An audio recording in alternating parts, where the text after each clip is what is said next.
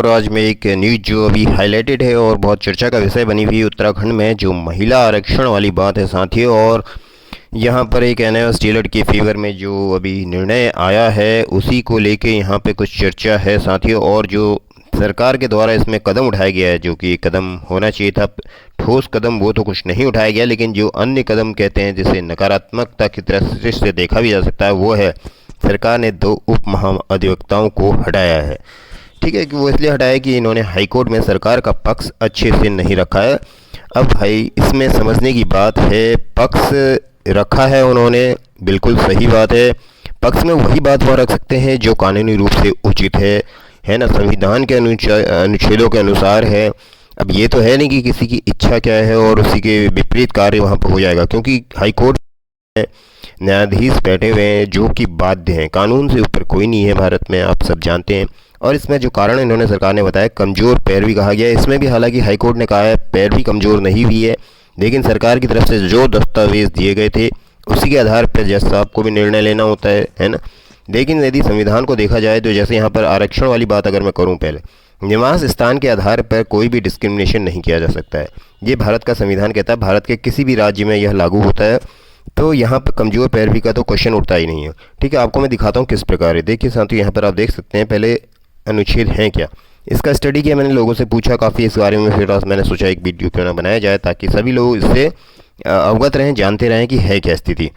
वो अलग बात है क्या इस पर फैसला होगा, क्या सरकार निर्णय लेगी, सरकार किस प्रकार लेगी, सब देखने की बातें। हालांकि मुझे ये लगता है सरकार में भी जो राज्य का न्यायिक विभाग है वो भी बहुत अच्छे से कानून की जानकारी गई है, सारे पक्ष विपक्षों को नहीं जानता है, इसमें तो कोई संदेह नहीं लग रहा है फिलहाल। आप देखेंगे अनुच्छेद 1 क्या है, 15 का 1 देखिए, राज्यों के बीच आधार पर कोई भेदभाव नहीं करेगा, पहला धर्म, मूल, वंश, लिंग, जगह, जन्म से या उनमें से कोई भी। ठीक है, और 15.2 कहता है आधार पर कोई सार्वजनिक स्थान पर प्रतिबंध नहीं लगाया जाएगा। यहाँ देखिए 15.3 कहता है राज्य महिला बच्चों के लिए कोई विशेष प्रावधान करने के लिए इनको प्राधिकृत किया गया है, महिलाएं यहाँ पर हैं और बच्चे भी हैं। अभी बताते हैं आगे उसमें, देखिए ये 15.3 क्या कहता है, थोड़ा सा मैंने स्पष्ट यहाँ पर ले लिया है। देश के नागरिक समान है, वैसे तो भेदभाव नहीं किया जा सकता, लेकिन महिलाओं बच्चों के लिए क्लॉज में अपवाद के रूप में, यहाँ पर अपवाद का फ़ायदा राज्य की सरकार उठा रही थी या उठाती हैं नियम बनाते वक्त। अब इसमें है कि अगर महिला बच्चों के लिए स्पेशल प्रोविज़न बनाए जा रहे हैं, स्पेशल प्रोविज़न है साथियों यहाँ पर, ठीक है, स्पेशल कानून नहीं हो सकता है। प्रोविज़न का मतलब कोई नियम छोटे उस तरह के होते हैं तो उन पर विचार किया जा सकता है, लेकिन वो किस प्रकार होने चाहिए, महिला जैसे महिला का आरक्षण, उसको प्रोत्साहन, ठीक है, कहीं पर इस तरह से, ये बच्चों के लिए मुफ्त शिक्षा है जैसे। अब यह यहाँ पर नहीं है कि उनको कहा है सरकारी नौकरियों में आरक्षण महिला के नाम पे दिया जाए, ऐसा कहीं पे भी प्रोविज़न नहीं। और ये प्रतिबंधित है 15 में, तो ये कहा गया 16 के अनुसार, और इसमें 16 भी इसके साथ ऐड होके पढ़ा जाता है साथियों। आप देखेंगे वो भी दिखाता हूँ मैं आपको। देखिए यहाँ पर लिखा है, ये मैं ये नहीं कह रहा हूँ, भाग 3 में संविधान के देखिए, स्थलों पर समता प्रदान करने के लिए अनुच्छेद 16 में लोक नियोजन के विषय में अवसर की समता प्रदान किया गया है। तो 15 एक अकेला नहीं है, 15 की बात होती तो राज्य का यह जो महिला आरक्षण वाला विषय है ये बिल्कुल सही हो जाता, लेकिन यहाँ 16 भी साथ में जुड़ा हुआ है कि लोक नियोजन यानी जो पब्लिक सर्विसेज हैं वहाँ पर क्या है, अवसर की समानता का प्रावधान किया गया है। अगर इसको देखा जाए चाहे वो महिला हो, पुरुष हो, भारत का नागरिक हो मतलब, ठीक है। तो यहाँ पर फिर देख सकते हैं 16 में क्या कहा गया है, 16 की बात कर लेते हैं।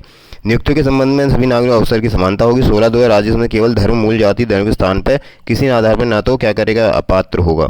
ठीक है, ये देखिए विभेद नहीं किया जा सकता है, निवास स्थान के आधार पर भी विभेद नहीं किया जाता है। 16.2 है, थोड़ा जल्दी दिखा रहा हूँ, 3 में देख सकते हैं आप, इस अनुच्छेद के बाद संसद को जरूर अधिकृत इसमें किया गया है, ना कि विधानसभा को। राज्य की विधानसभा को यह अधिकार नहीं है, संसद को जरूर यह अधिकार है, विधिवान निर्वाहित नहीं करेगी जो किसी राज्य या संघ शासित के उसमें स्थानीय यानी राज्य सरकार अपनी नौकरियों में संसद जो है अपनी नौकरियों में आरक्षण वाली बात तो कर सकती है, लेकिन राज्य सरकार को यह अधिकार नहीं दिया गया है। ये देखिए अभी ये है यहाँ पर 7वां संशोधन 1/2056 में ये किया गया है। ठीक है, आगे आप देखेंगे 16.2 में फिर देख लीजिए, अब यहाँ पर कहा गया है कि संसद में, ये देखिए संसद को कोई कानून बनाने से नहीं रोक सकेगा।